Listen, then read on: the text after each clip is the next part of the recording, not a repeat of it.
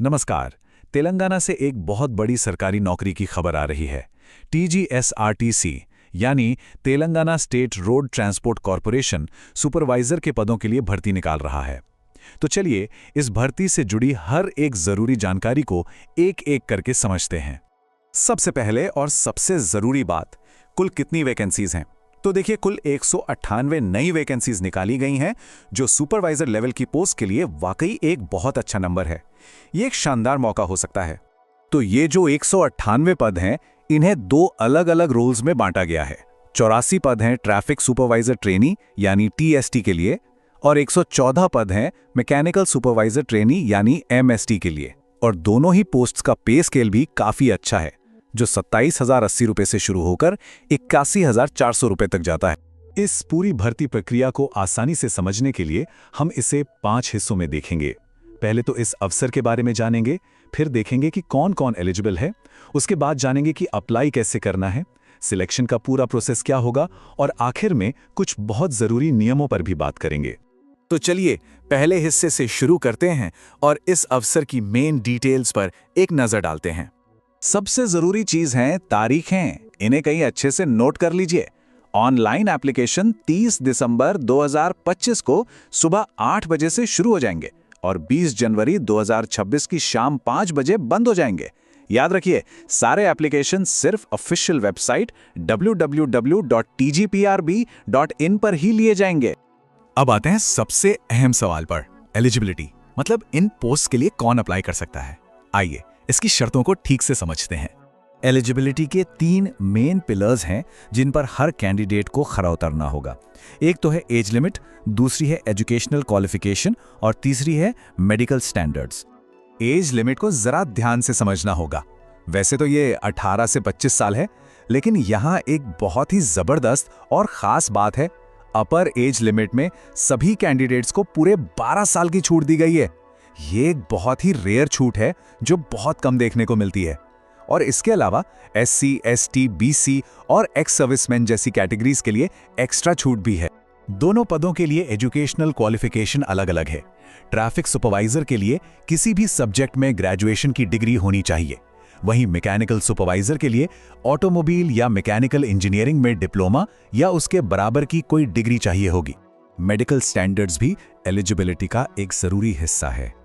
अच्छी general health के साथ साथ आंखों की रोशनी के लिए भी कुछ स्टैंडर्ड्स सेट किए गए हैं। एक बहुत ही जरूरी बात यह है कि कलर ब्लाइंडनेस को एक डिस्क्वालिफिकेशन माना गया है, इसलिए अप्लाई करने से पहले यह पक्का कर लें। चलिए अब प्रोसेस के प्रैक्टिकल हिस्से पर आते हैं। ऑनलाइन अप्लाई करना कैसे है, आइए इसे स्टेप बाय स्टेप देखते हैं। अब बात करते हैं एप्लीकेशन फीस की। जो कैंडिडेट्स तेलंगाना के लोकल SC और ST कैटेगरी से हैं, उनके लिए फीस है 400 रुपये प्रति पोस्ट, और बाकी सभी कैंडिडेट्स के लिए ये 800 रुपये प्रति पोस्ट रखी गई है। पेमेंट ऑनलाइन ही करनी होगी। एप्लीकेशन का प्रोसेस काफ़ी सीधा साधा रखा गया है। सबसे पहले वेबसाइट पे अपने मोबाइल नंबर से रजिस्टर करना है, उसके बाद अपनी पोस्ट चुनकर फीस पे करनी है और फिर एप्लीकेशन फॉर्म भरना है। 5वें स्टेप पर खास ध्यान दीजिएगा। पासपोर्ट फोटो और सिग्नेचर को मिलाकर एक ही JPG फाइल बनाकर अपलोड करनी है, और आखिर में फॉर्म सबमिट करके उसकी एक PDF कॉपी जरूर डाउनलोड कर लें। ये स्लाइड एक तरह से एक चेकलिस्ट है। अप्लाई करने से पहले पक्का कर लें कि ये सारे डॉक्यूमेंट्स तैयार हैं, जैसे कि डेट ऑफ बर्थ के लिए SSC सर्टिफिकेट, आपकी डिग्री और लोकल स्टेटस साबित करने के लिए स्टडी सर्टिफिकेट्स। तो एप्लीकेशन सबमिट करने के बाद क्या होगा? अब हम बात करेंगे सिलेक्शन प्रोसेस की, जिसमें मेनली एक रिटन एग्जाम शामिल है। ये स्लाइड एग्जाम के स्ट्रक्चर को बहुत अच्छे से दिखाती है। 200 नंबर का एक रिटन एग्जाम होगा। यहाँ एक बात पर ध्यान दीजिए, ट्रैफिक सुपरवाइजर यानी TST के लिए न्यूमेरिकल एप्टीट्यूड है, जबकि मैकेनिकल सुपरवाइजर यानी MST के लिए इंजीनियरिंग एप्टीट्यूड है। बाकी सब्जेक्ट्स दोनों के लिए कॉमन है। एग्जाम को क्वालिफाई करने के लिए मिनिमम मार्क्स भी तय किए गए हैं। जनरल और EWS के लिए 40%, BC के लिए 35% और SC ST के लिए 30%। लेकिन ये याद रखना बहुत जरूरी है कि सिर्फ मिनिमम मार्क्स लाने से सिलेक्शन की गारंटी नहीं मिलती है, क्योंकि फाइनल सिलेक्शन मेरिट के बेस पर ही होगा। और आखिर में कुछ बहुत ही जरूरी नियमों और चेतावनियों पर ध्यान देना होगा, जिन्हें नजरअंदाज करने पर डिस्क्वालिफिकेशन भी हो सकती है। इस चेतावनी पर खास ध्यान देना चाहिए जो सीधे भर्ती नोटिफिकेशन से ली गई है। किसी भी तरह की झूठी या गलत जानकारी देने पर सख्त कार्रवाई हो सकती है। अक्सर कैंडिडेट्स छोटी छोटी गलतियों की वजह से प्रोसेस से बाहर हो जाते हैं, इसलिए फॉर्म भरते समय पूरी ईमानदारी और सावधानी बरतना बहुत जरूरी है। लोकल कैंडिडेट का मतलब समझना रिजर्वेशन के लिए बहुत जरूरी है।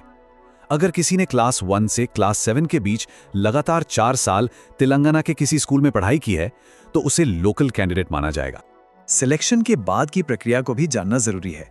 1 साल की ट्रेनिंग होगी जिसके बाद अपॉइंटमेंट मिलेगा, लेकिन एक जरूरी शर्त यह है कि सिलेक्टेड कैंडिडेट्स को ट्रेनिंग के बाद कम से कम 5 साल तक कॉर्पोरेशन में काम करने के लिए एक बॉन्ड साइन करना होगा। तो इस भर्ती से जुड़ी सारी जरूरी जानकारी अब आपके सामने है और एप्लीकेशन प्रोसेस भी शुरू हो चुका है। अब सोचने वाली बात यह है कि क्या यह अवसर किसी के लिए एक सफल और संतोषजनक करियर की तरफ अगला कदम साबित हो सकता है।